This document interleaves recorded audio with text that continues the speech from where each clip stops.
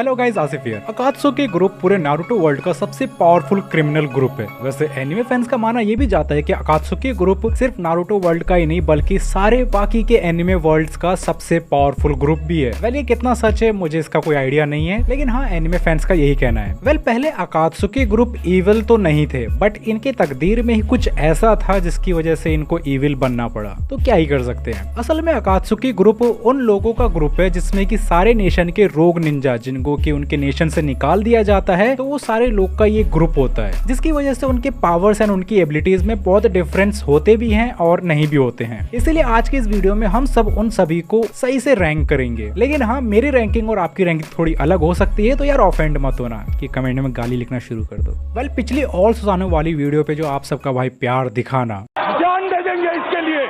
10th अकात्सुकी काकुजो। Naruto में सब पता नहीं काकुजो को बहुत ओवर एस्टिमेट करते हैं और बहुत लोग तो ये भी मानते हैं कि काकुजो इमॉर्टल है because of his 5 arts, but ऐसा नहीं है। हाँ, काकुजो के पास डिफरेंट टाइप ऑफ एबिलिटीज है और उसके हर मास के पास अलग डिफरेंट चाक्रा नेचर्स भी हैं, जिसकी मदद से वो सारे चाक्रा नेचर्स की पावर को यूज कर सकता है, जो कि उसे एक फाइट में नेक्स्ट फीट देती है। लेकिन उनके बावजूद भी उसकी 2 सीक्रेट एबिलिटीज है, जिसमें से एक है उसकी सीक्रेट इनर हेयर, जिसकी मदद से वो अपने किसी भी बॉडी पार्ट को फिर से रिअटैच कर सकता है। 1 मिनट, सीक्रेट इनर हेयर खैर उतना गंदा नहीं जाते हैं। नेक्स्ट एबिलिटी की बात करते हैं, जो कि उसकी हार्ट स्टीलिंग एबिलिटी है, जिसकी मदद से वो अपने दुश्मन के दिल को खुद के फायदे के लिए यूज कर सकता है और इस एबिलिटी की मदद से वो लिटरली इमॉर्टल हो भी जाता है। बट अगर उसका ओपोनेंट कोई इंटेलिजेंट निंजा है लाइक ककाशी, इताची, हिरुजेन, तो उसको हराना उतना भी मुश्किल नहीं है। हाँ, इसके सारे मास को डिस्ट्रॉय करना थोड़ा ट्रिकी हो सकता है, बट उतना मुश्किल नहीं है, हो जाएगा। एंड हाँ, एक और चीज, काकुजा ने फर्स्ट होकागे हाशिरामा तक के साथ फाइट कर रखी है जब वो हाशिरामा को मारने के लिए गया था, भले ही बाद में इसे खुद की जान बचा के भागना पड़ा। खैर अब आगे बढ़ते हैं 9th, काकुजो का ही पार्टनर हिडान। वेल हिडान लिटरली इमॉर्टल है, मतलब पूरे नारुतो वर्ल्ड में अभी तक ऐसा कोई रास्ता नहीं है कि हिडान को जान से मारा जा सके। जैसा कि हम सब काकुजो को ओवर एस्टिमेट करते हैं, वैसे हिडान को हम अंडर एस्टिमेट करते हैं बिकॉज ऑफ हिज गधापन। लेकिन ये बात खुद काकुजो ने ही कही है कि सिर्फ एकलौता हिडान ही उसका ऐसा पार्टनर है जिसको कि वो अभी तक मार नहीं पाया है। अब तक जितने भी उसके पार्टनर रहे हैं उन सबको काकुजो ने ही मारा है, लेकिन वो अभी तक हिडान को नहीं मार पाया। और जैसा कि हिडान की कर्स टेक्निक है डेथ कंट्रोलिंग पोजेस्ड ब्लड, जिसकी मदद से वो अपने ओपोनेंट की बॉडी को कंट्रोल करके उसे मार सकता है, जैसे कि उसने आसुमा की बॉडी के साथ किया था। वेल भले ही हिडान इमॉर्टल है और उसे मारा नहीं जा सकता, लेकिन उसे हराया जा सकता है, जिसके ये कुछ तरीके हैं, जैसा कि उसे हमेशा के लिए ट्रैप कर दो कहीं पर, जैसा कि शिकिमारू ने उसे जमीन में हमेशा के लिए दफन कर दिया था। और एक रास्ता ये भी है कि उसके सर को काट के समुद्र या ऐसी जगह पे दफन कर दो जहाँ वो उसकी बाकी की बॉडी पहुंच ना सके। खैर अब बढ़ते हैं 8th नंबर पर, सासुरी। वेल एनिमे में हमेशा दिखा है कि जब भी सासुरी की फाइट किसी से भी हुई है तो उसने हमेशा खुद को होल्ड बैक किया है, चाहे वो ग्रैनी चियो और साकुरा के फाइट के दौरान हो या फिर उसके रीइंकार्नेशन के बाद क्यों ना हो। सासुरी नो डाउट बहुत पावरफुल है, जहां उसने बिना किसी की मदद के 3rd कागे को मार के उसे खुद का पपेट बना लिया था, जो कि एक खुद में बहुत बड़ी बात है। साथ ही में सासुरी की पपेट मास्टर के कारण उसे हराना भी बहुत मुश्किल है, जहाँ वो एक साथ 1000 पपेट्स को कंट्रोल कर सकता है एंड उसको हराया भी तब जा सकता है जब कोई उसके दिल को डिस्ट्रॉय कर दे, जो कि असल में उसकी दिल की जगह पर है ही नहीं। लेकिन ये तो सिर्फ एक प्रॉब्लम है, उसकी डेडली पॉइजन दूसरी प्रॉब्लम है, जहाँ उसकी पॉइजन का थोड़ा सा स्क्रैच अगर तुम्हें लग जाए तो तुम्हारी तड़प तड़प के मौत होना तो कंफर्म है, जब तक तुम्हें एंटीडोट ना मिल जाए, जिसके मिलने के चांसेस ऑलमोस्ट 1% है अगर सुनाडे और साकुरा ना हो तो। वैसे अगर हम सासोरी, ग्रैनी चियो और साकुरा की फाइट को हम ध्यान से देखें तो कहना उतना मुश्किल नहीं होगा कि सासोरी ने उस फाइट में बाद में होल्ड बैक किया था, जिसके कारण ही वो हारा था। बिकॉज नारुतो के वर्ल्ड में पता नहीं यार, नोटो गेंजुत्सु बहुत पावरफुल है, कोई भी इसके कंट्रोल में आ जाता है। अगर ऐसा नहीं होता तो वो कब की सबकी छुट्टी कर देता। पहले बढ़ते हैं 7th अकात्सुकी की तरफ,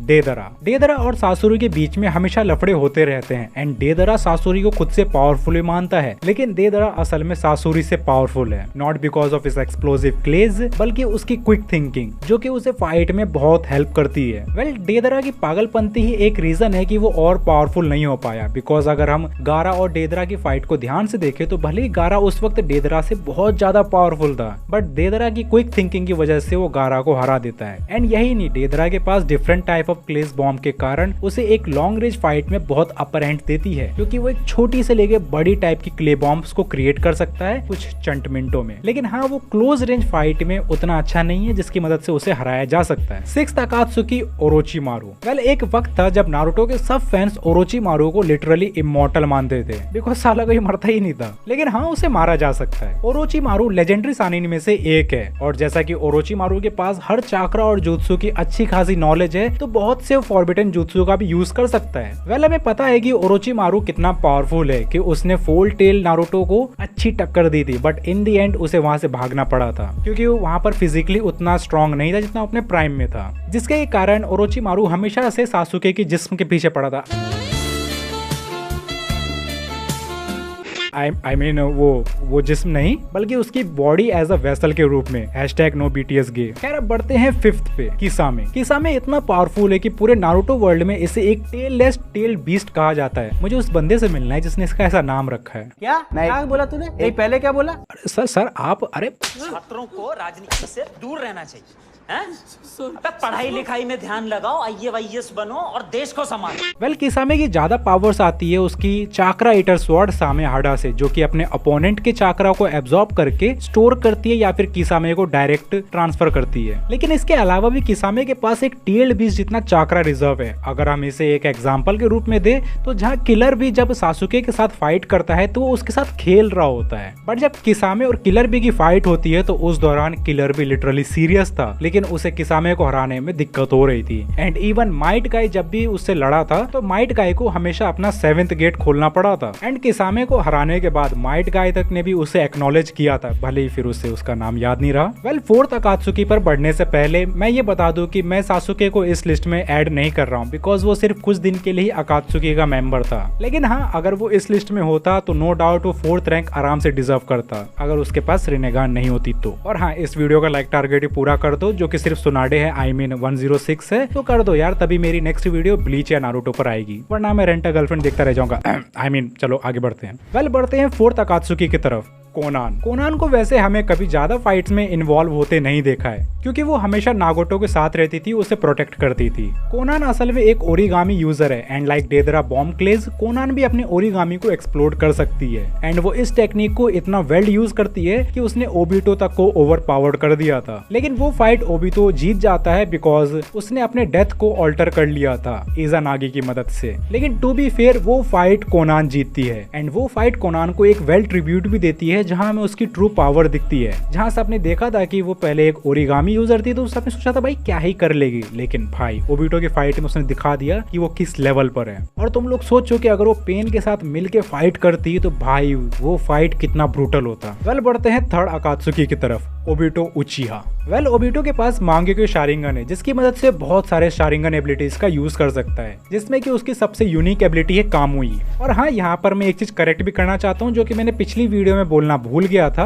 कि एक उचिहा मांगेक्यू शारिंगन के बाद सुसानो को एक्टिवेट कर सकता है, लेकिन हाँ ट्रू सुसानो को नहीं, क्योंकि एक ट्रू सुसानो को एक्टिवेट करने के लिए तुम्हें इटर्नल मांगेक्यू शारिंगन की जरूरत पड़ेगी। Back to the main point, Kamui का यूज करके ओबिटो एक खुद का स्पेस डायमेंशन क्रिएट कर सकता है, एंड वो इस टेक्निक का इतना एफिशिएंटली यूज करता है कि जब भी कोई ओपोनेंट उसके किसी बॉडी पार्ट पर अटैक करता है तो वो उस पार्ट को कामुई डायमेंशन में भेज देता है, जिसकी मदद से ओपोनेंट का अटैक उसके बॉडी के आर पार चला जाता है, और एक ऐसा इल्यूजन क्रिएट होता है कि ओबिटो को टच करना इम्पॉसिबल है। ओबिटो ने माद्रा से छोटी एज में उसके लेवल के फीट्स अचीव कर लिए थे, जैसे कि 9 टेल्स को टेम करना, जिसकी मदद से उसने पूरे 4th ग्रेट निंजा वॉर का रुख मोड़ दिया था। लेकिन फिर बाद में नारुतो का वही नोटो गेंजुत्सु, खत्म कहानी। लेकिन इन सब के बावजूद भी वो 2nd अकात्सुकी जितना पावरफुल नहीं है in basis of abilities and cleverness. हाँ बहुत ने तो गैस कर लिया होगा, मैं बात कर रहा हूँ इताची उचिहा की। अगर हम ओबिटो के जिंजूरी की पावर को हटा दे बिकॉज वो उसकी पर्सनल पावर नहीं थी, तो हाँ इताची ओबिटो को हरा सकता है, बिकॉज ये बंदा अपनी बीमारी के कारण कभी अपने फुल पोटेंशियल पर पहुंच ही नहीं पाया, और इन द एंड वो मारा भी तब गया जब उसने सासुके को खुद को मारने के लिए दिया। और उस फाइट में आई थिंक इताची ने सिर्फ अपने 5 to 10% पावर का यूज किया था, और उसमें भी उसने होल्ड बैक किया था। लेकिन इसके बावजूद भी ये बंदा इतना ओपी है कि इसने अपने मरने के बाद भी चीजों को प्लानिंग कर रखी थी, और उसके मरने के बाद वो चीजें हुई भी। इताची ने बहुत पहले ही मांगेक्यू शारिंगन को एक्टिवेट कर लिया था, जिसकी मदद से वो बहुत पावरफुल टेक्निक्स का यूज कर सकता है, जैसे कि आमतरासु, सुकुयोमी, इज़ानामी और इज़ानागी भी कर सकता है,